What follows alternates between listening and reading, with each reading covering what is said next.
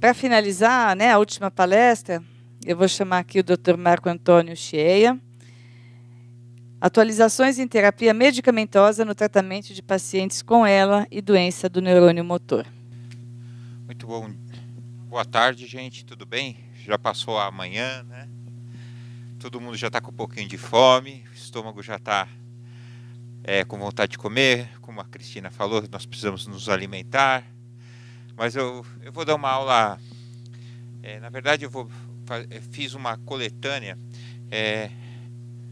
vou fazer uma coletânea de alguns trabalhos importantes que vêm sendo divulgados em sites internacionais, trabalhos de pesquisa dos últimos congressos, o que a gente tem visto na literatura e comprovado na clínica para tratamento da doença do neurônio motor, barra esclerose lateral amiotrófica e algumas outras doenças do neurônio motor.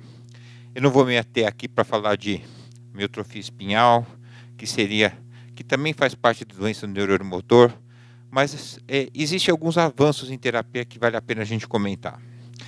Essa aula também tem um ponto explicativo, para a gente entender como funcionam os mecanismos, para a gente entender por que a gente está tomando remédio. Senão não seria suficiente a gente entender e por que é tão difícil, às vezes, a gente conseguir um remédio eficiente que está no mercado. Bom, vamos começar. A gente sabe que a esclerose lateral amiotrófica ela tem um sinônimo de doença de Lou Gehrig nos Estados Unidos, ou a doença de Charcot, e ela tem uma forma que é uma forma esporádica, que é a maioria dos casos, em 90% dos casos, e tem uma forma que é dita forma familiar ou forma genética, que eu acho que esse nome não é bem caracterizado, mas a forma familiar em 10% dos casos. E tem uma prevalência em torno de 2 a 7 casos por 100 mil pessoas do Brasil. Sendo que ela tem uma predição maior em torno dos 45 a 65 anos. Ela é mais comum em caucasianos, filipinos e homens antes dos 75 anos. E ela tem uma distribuição global, sendo que em alguns locais no mundo ela é mais comum. É mais comum na península aqui do Japão, mais comum nas Ilhas Guam, na Polinésia Francesa, próximo da Polinésia Francesa, mais comum no sul, perto de Marseille, na França. São alguns clusters onde a gente tem essa doença de uma forma mais frequente. A incidência tem uma forma global, globalmente ela tem uma incidência de 1 a 2 para 100 mil casos. Mas ela pode mudar um pouco. Aqui tem um mapa global da incidência. Nós vemos que alguns países, em alguns locais, e até algumas cidades aqui, dentro do nosso próprio território brasileiro, a incidência pode mudar um pouco. E aí nós entramos em coincidência com alguns fatores de exposição, alguns fatores do ambiente em que as pessoas vivem e até uma predisposição genética ligada a cada paciente. Mas temos assim, por exemplo, no Piemonte, próximo da Itália, nós temos chegando a 2,9, na Suécia 3, né, nas Ilhas Faroe 3,6, na Nova Zelândia 3,3, que é uma incidência um pouco aumentada do que numa população normal. E perante essa incidência total, os cientistas vieram durante alguns anos estudando drogas, terapias que pudessem ser empregadas para a esclerose lateral amiotrófica. Vários tipos de drogas foram estudados, como drogas anti-inflamatórias, drogas imunomoduladoras, vitaminas, anticorpos antineuronais, drogas antipsicóticas, inibidores enzimáticos, imunomoduladores, todos tentando bloquear efeitos enzimáticos ou anti-inflamatórios dentro do neurônio motor, tentando inibir a evolução da esclerose lateral amiotrófica ou tentando coibir a degeneração do neurônio motor.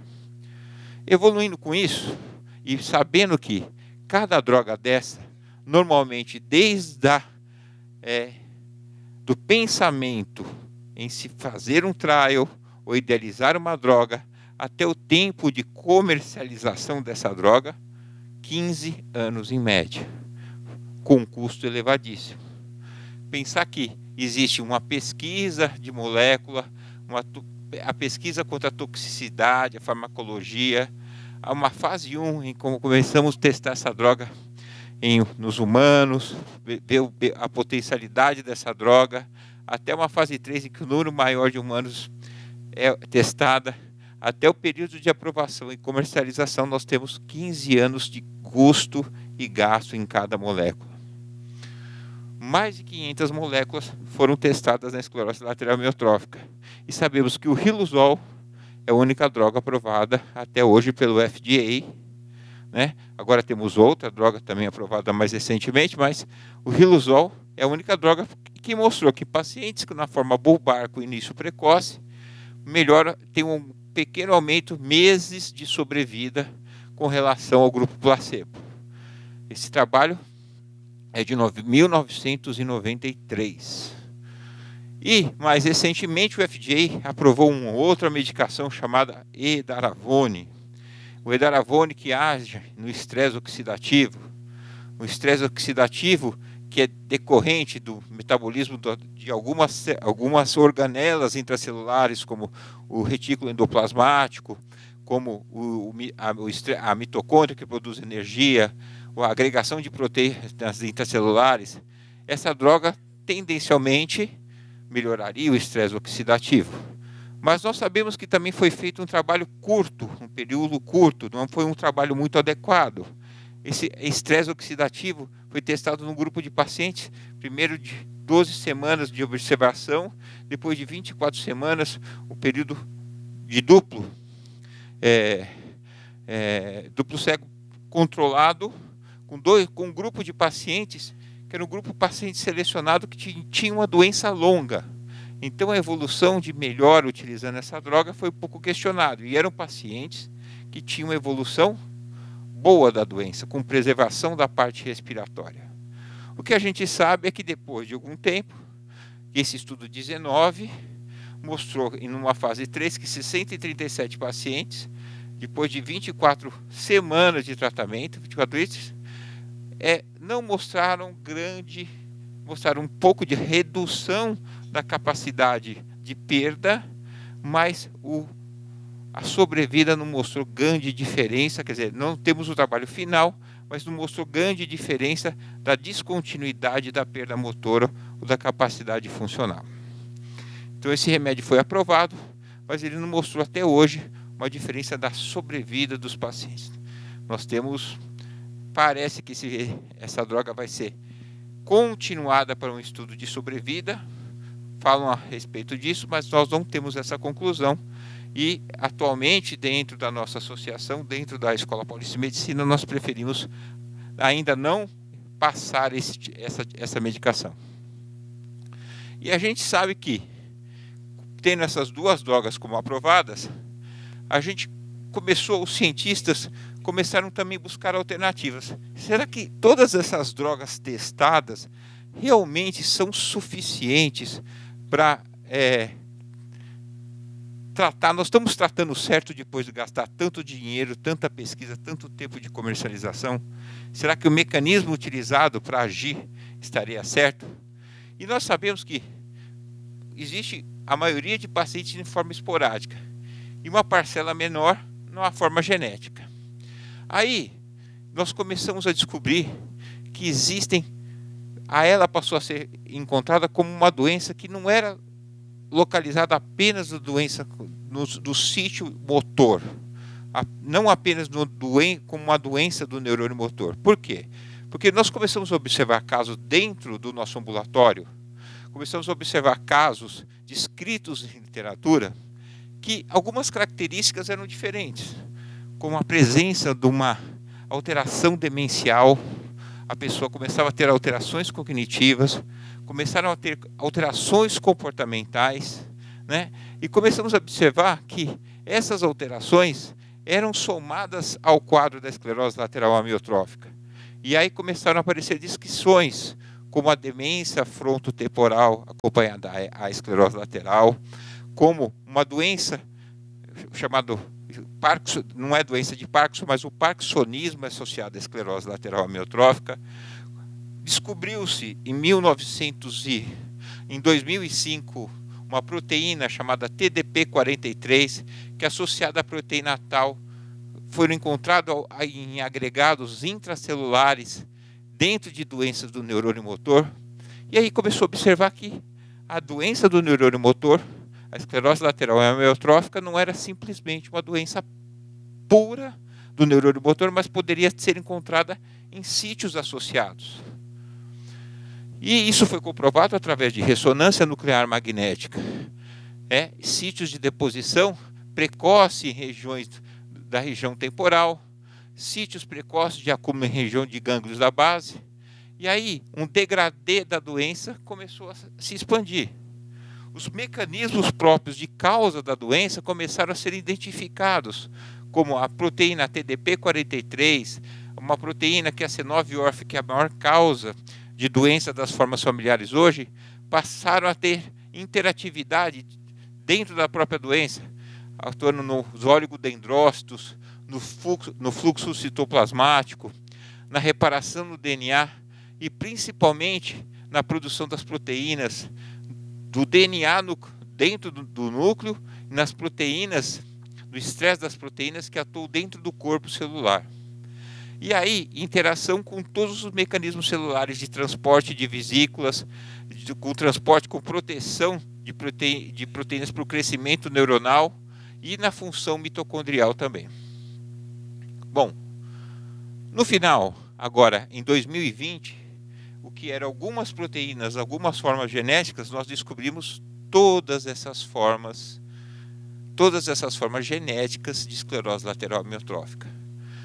Vale a pena realçar que a C9orf72, que é a forma mais comum, a primeira em 94, que era a única forma familiar que a gente conhecia, que era só de 1, e aqui todas essas outras formas de proteína ligadas, por exemplo, a TRDP, a demência frontotemporal, como a C9orf, a forma TB41 ligada a alterações psiquiátricas, a CHD10 ligada a uma forma de miopatia mitocondrial, e tudo isso é uma variação, um espectro de uma doença chamada doença do neurônio motor.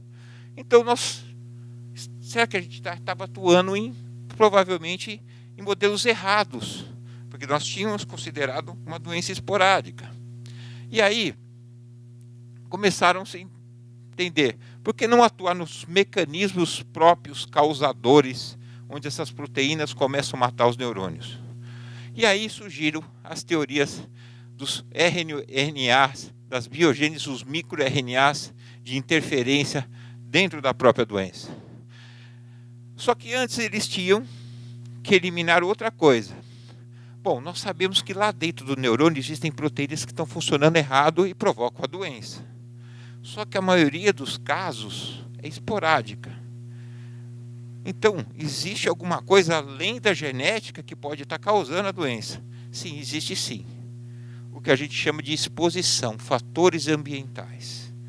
E aí, as pessoas, principalmente os holandeses, que têm um estudo importante sobre isso, começaram a descobrir que existem fatores como tabagismo, exposição a baixos fatores dietéticos, como a Cristina comentou, estilo de vida estressante, né? Um estilo de vida estressante, com aumento de estresse, atividades específicas, por exemplo, como mercado financeiro, medicina, que a pessoa não descansa, outro tipo de atividade braçal, overtraining esportivo, tudo isso, e alterações comportamentais, e aqui trabalham como fatores internos e externos, provocando a intrusão dentro da própria célula de mudanças no metabolismo da célula, mudando a característica da célula e provocando doença. Então aí nós temos fatores que podem contribuir externamente, agregar durante a nossa vida para causar doença. Então, não existe só mais a predisposição genética, todas aquelas proteínas que nós temos, mas sim os fatores externos, o estilo de vida, o tempo de vida que nós passamos, provocando a doença também. Por exemplo, isso acontece, um cluster que acontece, como eu falei para você, nas Ilhas Ban, em que a frequência da doença é 100 para 100 mil, existe uma presença de um aminoácido, BMAA, né? As pessoas têm alta sensibilidade a esse aminoácido pela dieta e pela presença de algas azuis, que faz uma biomagnização. As pessoas consomem altos índices desse aminoácido que é tóxico. E esse aminoácido que é tóxico provoca uma degeneração neuronal importante. A partir daí, cientistas americanos começaram a fazer um trial com esse aminoácido. Esse aminoácido provocava agregação intracelular em macacos velvete, que é o macaco que tem um modelo humano parecido. E a partir desse modelo humano, eles começaram a desenvolver um trial, né, com a L-serina. L-serina que quela ou que diminui a agregação celular desse BMAA. A L-serina foi usada em 2,5, num trial de 2,5 duas vezes ao dia, 5, 10 e 15 gramas duas vezes ao dia, com resultado bom até hoje. Nos Estados Unidos ela está numa fase 2 para fase 3. Os resultados têm tido uma boa perspectiva. Esse aminoácido chamado L-serina, ele retira uma agregação do aminoácido tóxico chamado BMAA, que está na natureza. E assim, como que nós fazemos para, se você está com uma predisposição, você tem uma agregação daquelas proteínas que vão matar o seu neurônio, que vão agir por um mecanismo errado, como nós conseguimos tirar isso dentro da célula? Aí surge o que a gente conhece como terapia gênica, um mecanismo chamado oligonucleotídeo. Como funciona isso? O nosso código genético está formando uma proteína que está errada. Nós podemos produzir uma enzima,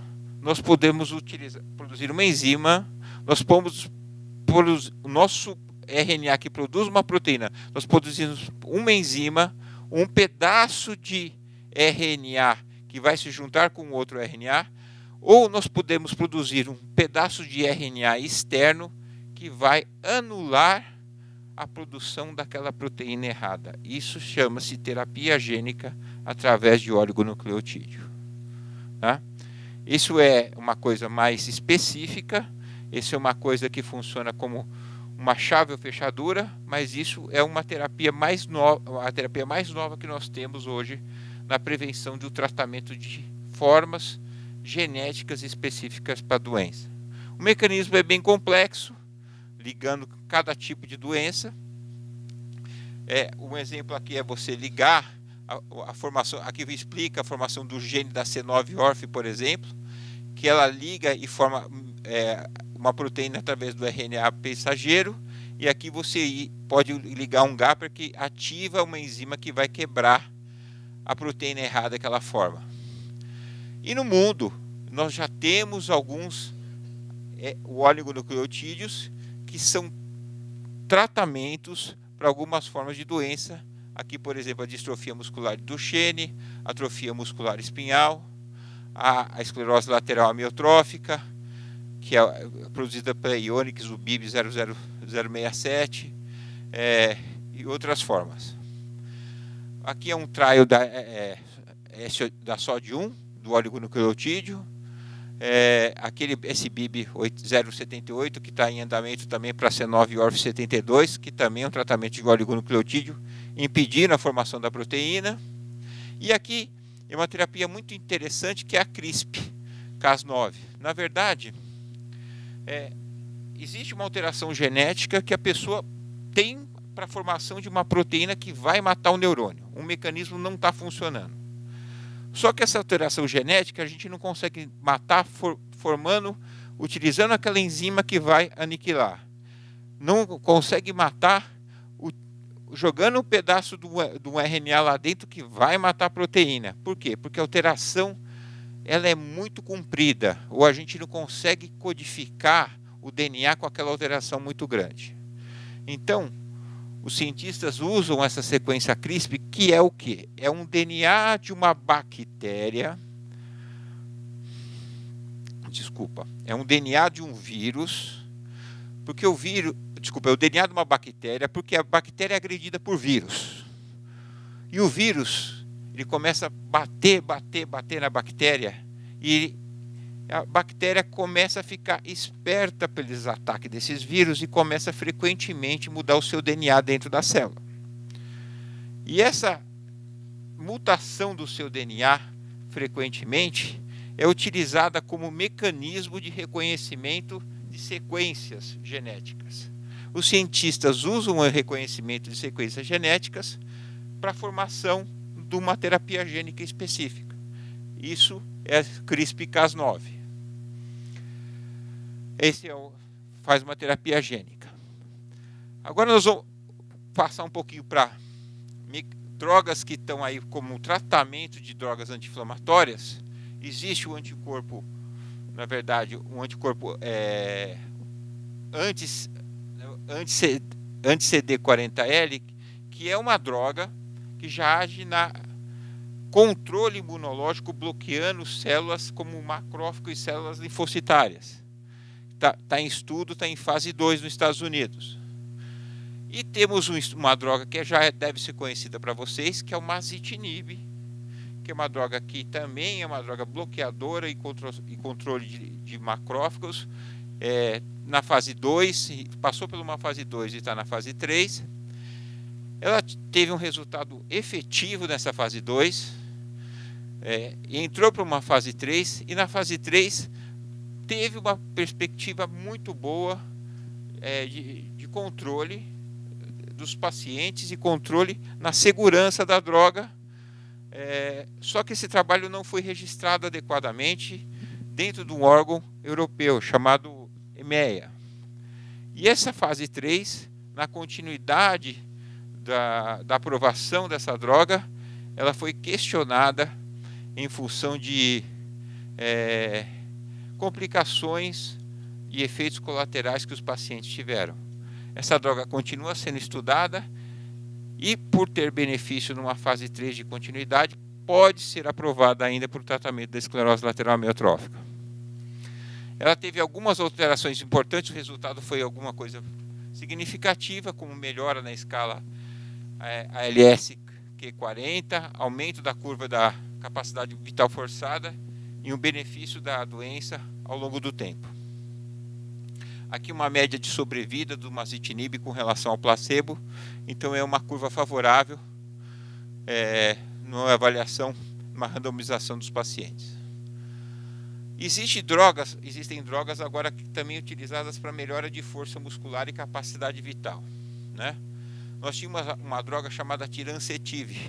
O tirancetiv é uma droga, na verdade, um aceptor de cálcio para contração muscular, funcionando como um anabolizante.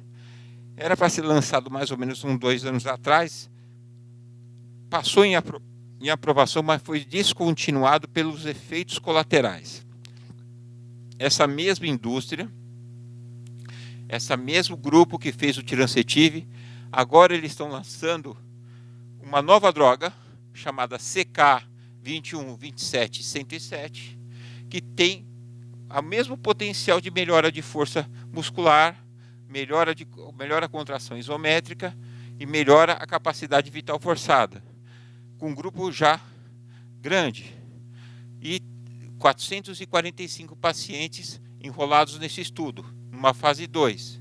E essa droga evita efeitos colaterais. Na verdade, não tem os efeitos colaterais de vertigem e de astenia provocada pela droga anteriormente. Aguardamos de uma forma importante o resultado desse estudo. Agora, sobre a metilcobalamina. Metilcobalamina, nós tínhamos um estudo, uma fase 3, clinical trial, usando altas doses de metilcobalamina, 2 vezes por semana, com 182 semanas, com 50 miligramas intramuscular. Esse trabalho era um trabalho que a gente tinha uma ideia sobre o benefício dela, mas não tinha uma comprovação sobre sobrevida num trabalho bem feito. E surgiu recentemente agora em novembro de 2018, um trabalho por um grupo japonês, um trabalho com acompanhamento de 2006 a 2015, de 2006 a 2015, eu acho. Foram 10 anos de acompanhamento praticamente desse trabalho. O número de pacientes acompanhados foram 373 pacientes, e eles dividiram esses pacientes em 3 grupos. Um usando placebo, um usando 25 miligramas 2 vezes por semana, um usando 50 miligramas 2 vezes por semana. Né? Eles tinham previamente resultados sobre brotamento neuronal. Em ratos, eles tinham resultados sobre proteção sobre o dano oxidativo e o excesso de glutamato intracelular. Eles tinham alguns resultados sobre brotamento e proteção contra a glia extracelular.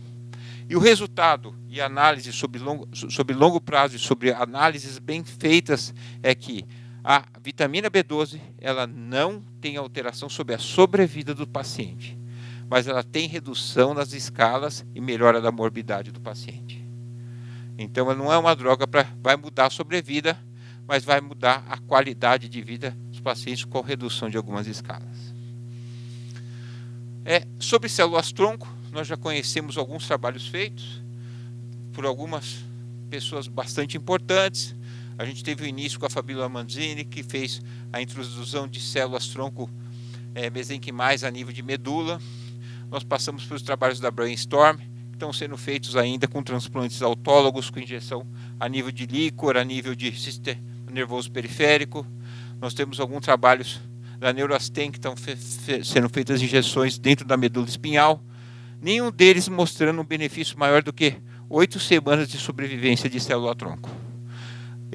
E 2 trabalhos com doses intratecais. Mas vale a pena falar um pouco a respeito desse trabalho. Tem o trabalho vale comentar sobre esse trabalho do Dr. Gerson Chad, que foi feito numa fase 2, aqui na Universidade de São Paulo. Esse trabalho está sendo avaliado, e os resultados comentados como um resultado de pesquisa feito no Brasil, com células autólogas, com introdução intratecal e sangue periférico. O resultado parece ser o mesmo, com a sobrevida de células de neurônios até 8 semanas. Mas esse trabalho eu gostaria de comentar para vocês, que parece que ele atingiu um resultado de até 6 meses pós-injeção intratecal, numa quantidade de células-tronco, mostrando uma sobrevida maior do que o esperado, do que a gente estava até agora. Células autólogas dentro do líquor, com 2 injeções nesse intervalo. Esse trabalho é um trabalho da Coreia do Sul, da Universidade de Seul, e nós estamos esperando trabalhos. É o primeiro trabalho com célula-tronco publicado numa revista de alto impacto, que mostra uma diferença de benefício com células-tronco. Ele foi publicado no Annals of Neurology no final do ano passado. Bom, falar sobre hipotálamo e metabolismo a Cris já falou, mas é importante a gente não esquecer que a atrofia do hipotálamo é um sinal crítico para a evolução da doença. É um sinal que a gente tem que intervir na alimentação e dar comida para o paciente. E quanto antes, se for necessário, fazer essa gastrostomia em tempo precoce. O maior índice para mim, além daqueles já elucidados aqui, é o início da degradação da massa muscular. O paciente com esclerose lateral amiotrófica, ele funciona como um diabético que está descompensado. Quanto antes nós compensarmos, a sobrevida dele aumenta. E a gente não pode esquecer, falando nisso, de um ácido, o ácido taurodeoxicólico, que surgiu para diminuir isso dos pacientes. Parece que é um sal biliar que entra para intervir no dano oxidativo através de um bloqueio promovido por esse sal biliar. O primeiro trabalho surgiu na Itália, e depois o grupo está sendo acompanhado nos Estados Unidos. Esse grupo de 34 pacientes, esse foi a fase 2 do TUDCA. A sequência está sendo feita dessa fase 2. Começou com o chamado AMX035. Esse é um trabalho já com vários multicêntrico. Esses 132 pacientes são enrolados com um grupo maior de pacientes, e a gente espera um resultado positivo, mas parece que esse resultado está acontecendo, diminuindo a escala de evolução da doença. Não podemos esquecer que a ventilação entra em conjunto com o trabalho nutricional, uso do BiPAP, ventilação não invasiva. Vocês já tiveram uma aula aqui agora que faz parte do tratamento. E junto com para ajudar a ventilação, parece que nós temos uma droga para sair também, chamado Levosimedan, ou OD109, que ela aumenta o recrutamento da musculatura respiratória para melhor qualidade funcional. Ela já está numa fase 3, com 450 pacientes. Esperamos o resultado positivo. Bom, a equipe multidisciplinar faz parte do nosso tratamento. Interdisciplinar, como diz a Cris. Esperamos que tudo isso aconteça de uma forma conjunta. O tratamento, a terapia individualizada, eu acho que é o futuro do nosso tratamento. Cada paciente tem que ser visto de uma forma de uma terapia individualizada. O futuro da esclerose lateral amiotrófica depende disso, e cada pessoa deve ser um paciente tratado de uma forma como deve ser individualizada. Terminando falando um pouquinho sobre algumas coisas, eu vou deixar assim em volta, mas assim, existem drogas específicas para cada sintoma que cada paciente tem. E isso nós podemos discutir, mas como insuflar, desinsuflar, melhorar a salivação, existem algumas terapias específicas, mas eu acho que isso a gente pode utilizar. Existem vários tipos de terapias que estão entrando, mas que vale a pena a gente falar depois. Eu só queria agradecer pela oportunidade, e nós estamos aí para tirar dúvidas depois, tá bom? Muito obrigado.